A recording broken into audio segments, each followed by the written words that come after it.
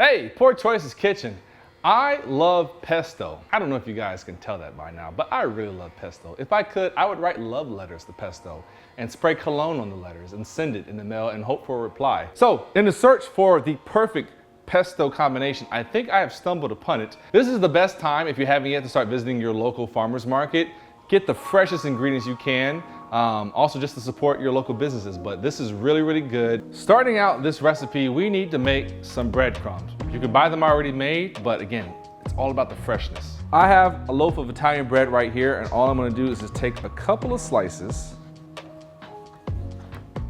And then for these, I'm just gonna cut them up, because what we're gonna do is put a little olive oil on these and then throw them in our food processor after we've toasted them a little bit in the oven. So I just want to make these a little bit easier to go in there. So we got these diced up, and all I'm going to do is just throw them on some parchment paper. I'm going to kind of get them spread out just a little bit. And then I've got my oven up to 375 degrees. I'm going to take just a good little glug of olive oil. Make sure you hit all the pieces. I'm gonna add some Italian seasoning. If you want to, you can just throw these in the oven from right there, but I just wanna add just a little bit more flavor, so I'm not gonna go crazy with it, but I just want these breadcrumbs to have that essence of Italian seasoning. Make sure all the pieces have been hit. So into the oven is gonna go for about 5 to 8 minutes, and we're just going until it's nice and toasted. That's all we're doing, nice and toasted, and you can open up the oven, put your finger in there, fill it, and see if it's at a good place. So step one. Oh, wow, that was actually kind of cool. That's really kind of cool. Into the oven it goes. By the way, I didn't mention it, but just a nice Pinot Grigio. It's pasta night, come on now. Our breadcrumbs are done. It took about 8 minutes. I just got them nice and toasted. You hear that sound? It sounds like crouton. That's all you're looking for, just toasted bread. We all know what toasted bread is like. So, to the food processor, these are just gonna go, and all we're trying to do is just get them nice and, for lack of a better word, crummy. On and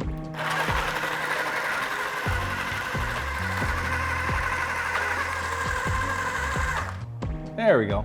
And that's how you make your own breadcrumbs. If you want to, use any type of bread. I just use an Italian one because it was there available at the store, but it's like you can use like an Asiago cheese bread. You could get creative with other recipes, like some of those jalapeno cheddar breads. Like, that's all it is. It's just cut it up, toast it, some olive oil, other seasonings if you want, throw it in the food processor. That's done. So what I'm gonna do is just take these and I'm gonna get them transferred back to that bowl.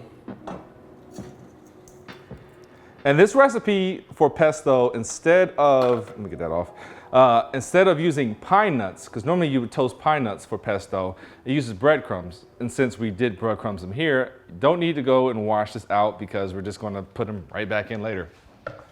But that is all we need. And so now it is time to start on our pesto, which is the best part about this. I am going to do about 3 cups of fresh basil leaves. Nice and green and everything that I need. So I'm gonna throw these in here.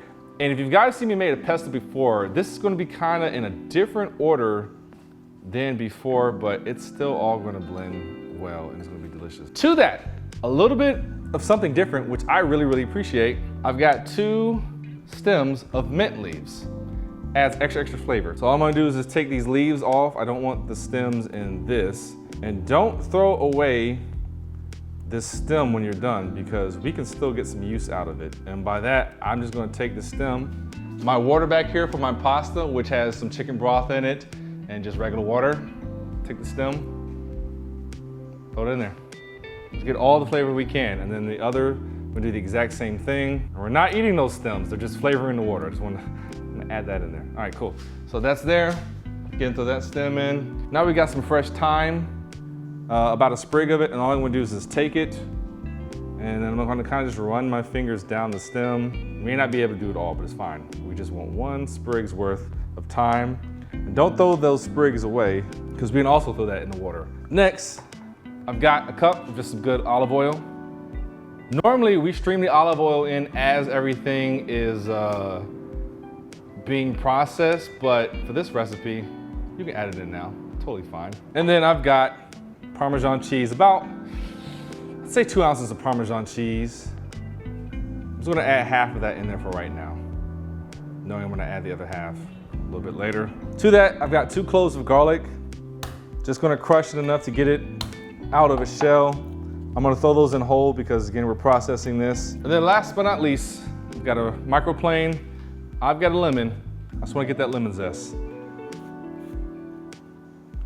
So I'm just going through and I'm collecting as much lemon zest as I can. It's gonna help brighten up the pesto. It's gonna add more of a fresh feel to it. And I just like lemon zest. I like lemon zest, I like lime zest. Once you see that white, move on to another spot. Otherwise, you're gonna start getting to like these bitter flavors. I think we're just about good there on the zest. Save that lemon for later. Add that zest that we dropped. And then one last thing that I'm gonna do is the same measuring cup that we had the oil in. I'm gonna put a little bit of ice in it. Some water. Because we're gonna stream this in as that food processor is going off. We're gonna add salt later, but we're gonna wait and see how this kind of comes together first. Then I'm just gonna hit it with a low speed on the food processor and then we'll adjust from there. So I'm gonna add the rest of this Parmesan cheese. I'm gonna add just a little bit of salt. Knowing I'm still gonna have to put more in there. What I'm gonna do is just pour some of this ice water already in here because it's gonna slowly stream it and then I'm just gonna put it on low. And then if you remember from a previous video, this slowly empties it into this container, which is perfect. So I'm just gonna let it go and go and go until it gets to the end of that water. And I'm just gonna take a spatula and just kind of get the things on the side that rose up. And at this point, I can determine, do I want to add more basil? Do I want to add more Parmesan cheese? Do I want to add more water and more everything else? Let me put this back on. Let me hit it with a few pulses. And one of the cool things about using like fresh basil and the freshest mint is it keeps that wonderful green color because as you dice basil or any type of green leaf, the more you do it, the more you bruise it essentially, and it turns darker colors. So that's why I really, really like this. I'm gonna taste it. I don't think I need more salt, but we'll see. I don't need more salt. But what I do wanna put in here now is my breadcrumbs. So I've got breadcrumbs here. I'm gonna put about half of these in here. Save the other half to toast for later. And pulsing again.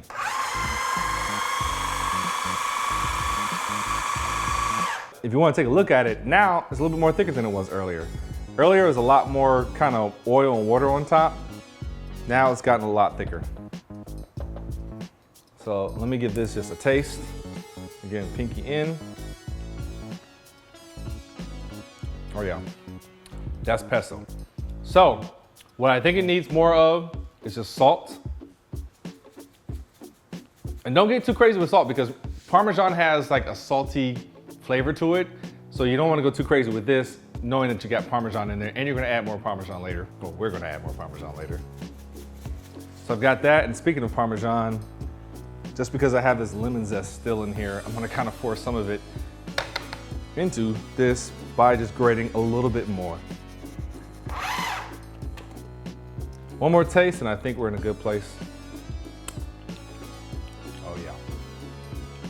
Yeah, that's good. Our pesto is done. Now the only thing I have to do is just drop my noodles. I've got some extra large fusilli pasta here.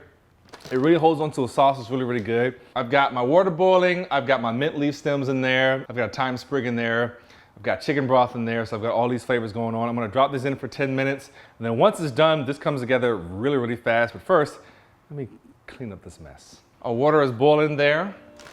We're just gonna take this in and just dump it all in. Now you guys have hopefully boiled pasta before. If not, boiling water, 10 to 12 minutes. But what is really important is what we do with the pasta afterwards. So as soon as it's done, we're gonna drain it, and then I'm gonna bring it over here. We're gonna do a little bit of sciencey type things, but it's gonna make this recipe even better, not just taste-wise, but also just appearance-wise, because you eat with your eyes. So 10 minutes, and we'll be right back here to finish it off. Our pasta is boiled for 10 minutes. I took all the sprigs of thyme and the mint stems out. So please remove that before you get to this next step. So we've got our pasta drain here. I'm just gonna pour it into this pan. We're not cooking anything else more. Our pesto that we made earlier also goes in. We're combining this together. Make sure you get every drop. You're gonna be very mad at yourself that you didn't. One of the most important things that you need to do when you're draining your pasta, before you do that, reserve some of that pasta water. That starchy water is gonna be your best friend because that's oftentimes gonna help you thicken up your sauce. So I've poured my pesto in here. I'm just gonna start stirring it up just to get it initially mixed. What I'm gonna do is take, again, just some olive oil, and I'm just gonna hit it. And I would say this is probably about 2 tablespoons worth of olive oil, and I'm literally just trying to finish this bottle of olive oil off. I may even need a little bit more. So I've got that in there, and then I'm just gonna take a little bit at a time of pasta water. Just a little bit, like a spoonful at a time. And I'm gonna start mixing this up.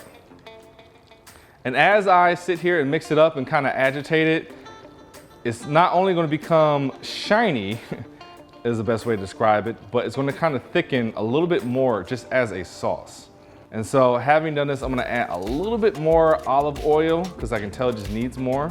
And then again, just one more time, a little bit of pasta water, just a little bit. Because the starches in that water is gonna really help this. So I feel like this is pretty damn good. What I wanna do real quick is just take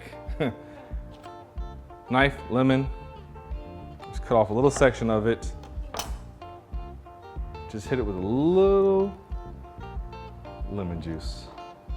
And this is that same lemon I used earlier to get the zest off of, so we're not wasting anything. And then I'm gonna do a quick little taste just to make sure it's good, just to see, do I need more lemon juice? Do I need to add some Parmesan on it now? Do I need to add some salt? I wanna make sure this is good before I take it out of here.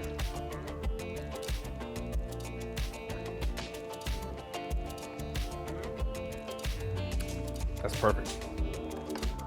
That's perfect, that's absolutely perfect. All right, so let's get this plated up real quick. This was a pound of pasta, so this is enough to serve 4 or 5, depending on how many people you're serving. Enough people for a dinner party.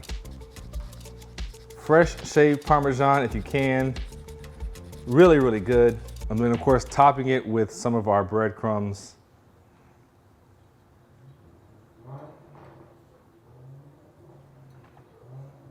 And the breadcrumbs are so good.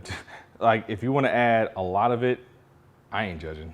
And that, my friends, is a delicious fusilli pesto pasta made with mint leaves, basil leaves, fresh toasted breadcrumbs. You can't beat it. This is an awesome recipe to make for your dinner parties.